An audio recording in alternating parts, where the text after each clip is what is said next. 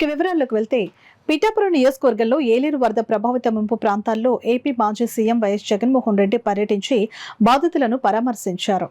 ఉదయం తాడేపల్లి నుంచి హెలికాప్టర్లో బయలుదేరిన ఆయన స్థానిక ఆర్ఆర్బీహెచ్ఆర్ కాలేజ్ గ్రౌండ్కి చేరుకున్నారు. వైసీపీ పిఠాపురం ఇన్ఛార్జ్ వంగ గీతా విశ్వనాథ్, పార్టీకి చెందిన మాజీ ఎమ్మెల్యేలు, వైసీపీ జిల్లా అధ్యక్షులు, నాయకులు జగన్మోహన్ రెడ్డికి ఘన స్వాగతం పలికారు. అక్కడి నుంచి కారులో జగన్మోహన్ రెడ్డి వరద ప్రభావిత ప్రాంతాలైన మాధవపురం, ఇసుకపల్లి, నాగులాపల్లి, రమణక్కపేట గ్రామాలు పర్యటించారు. జగన్మోహన్ రెడ్డి కొన్ని చోట్లకు ట్రాక్టర్ పైన బోటులోనూ వెళ్లారు. అలాగే మునిగిన పంట పొలాల్లోకి దిగి పాడైపోయిన పంటను పరిశీలించారు. రైతులను పరామర్శించారు. వారి కష్టాలు విన్నారు. అండగా ఉంటామని వారికి భరోసా ఇచ్చారు. అలాగే వరద నీటిలో పడిన ఇబ్బందులను బాధిత ప్రజలు మాజీ సీఎం జగన్మోహన్ రెడ్డికి చెప్పుకున్నారు. ఈ పర్యటనలో ప్రతి చోట ప్రజలు జగన్మోహన్ రెడ్డికి నీరాజనాలు పట్టి ఘనంగా స్వాగతం పలికారు. వీళ్ళకు మాత్రమే అటువంటి దుర్మార్గమైన కెపాసిటీస్ ఉన్నాయి.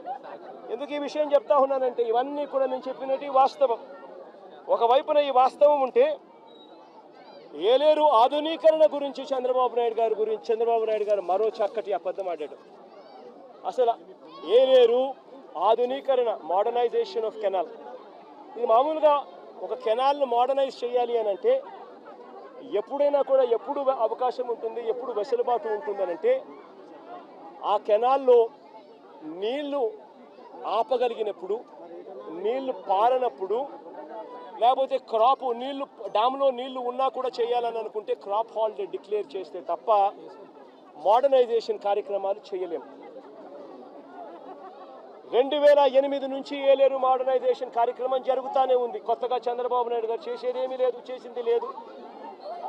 2008లో ఆ దివంగత ప్రీతమ నాయకుడు రాజశేఖర రెడ్డి గారు ఏలేరు రిజర్వాయర్కు సంబంధించి నాన్నగారు మోడర్నైజేషన్కు శ్రీకారం చుట్టాడు. అప్పట్లో 138 కోట్ల రూపాయలు కేటాయిస్తూ ఆ దివంగత నేత ప్రీతమ నాయకుడు రాజశేఖర రెడ్డి గారు నాన్నగారు ఏలేరు కెనాల్కు సంబంధించిన మోడర్నైజేషన్ కార్యక్రమం చేపట్టాడు. నాన్నగారు చనిపోయిన తర్వాత మళ్ళీ ఆ కార్యక్రమం ఎవరు పట్టించుకోలేదు. చంద్రబాబు నాయుడు వచ్చాడు 2014లో. మరి ఆయన ఏమైనా పట్టించుకున్నాడా? 295 కోట్లకు అంచనాలు పెంచాడు. మరి ఆయన 5 ఏళ్ళు ఉన్నాడు కదా, మరి ఎందుకు చేయలే అంటున్నా.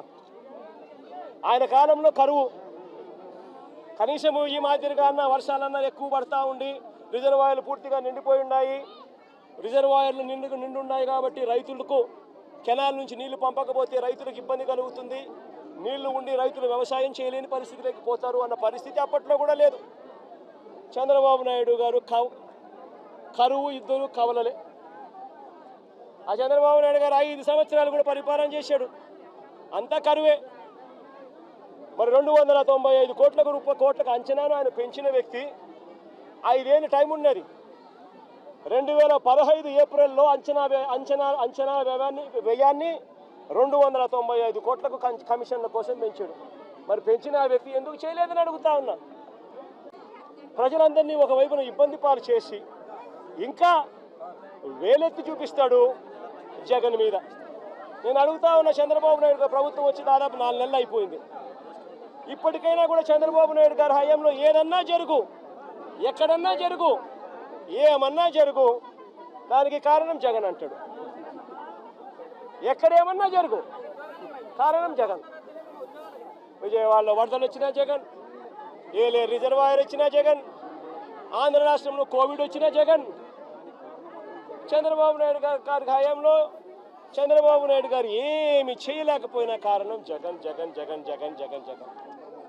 అయ్యా చంద్రబాబు, 4 నెలలు అయిపోయినాయా నీ ప్రభుత్వం వచ్చి? ఇంకా జగన్ జగన్ జగన్ జగన్ అని చెప్పి జగన్ నామం చేయడం కాదు నువ్వు చేయాల్సింది. రాష్ట్ర ప్రజలకు నిజాయితీతో పాలన చేయడం నేర్చుకొని అడుగుతా ఉన్నా.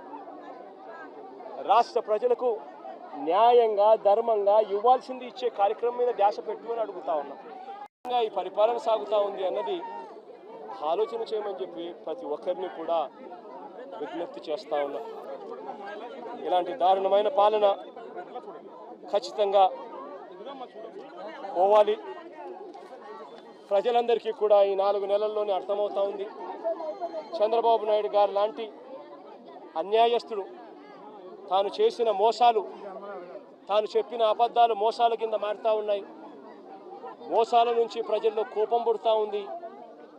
ఆ ప్రజల కోపం పెంచుకొని ప్రజలు రోడ్ల మీదకి వచ్చి చంద్రబాబు ప్రభుత్వానికి వ్యతిరేకంగా తిరగబడే రోజు కూడా దగ్గరలో ఉంది. అది జరగకూడదు అని చంద్రబాబు నాయుడు రెడ్ బుక్ పాలన సాగిస్తూ ఉన్నా కూడా అవి ఎక్కువ రోజులు ప్రజలను అలా నిర్బంధించలేరు. ప్రజలు ఖచ్చితంగా తిరగబడతారు అని కూడా ఈ సందర్భంగా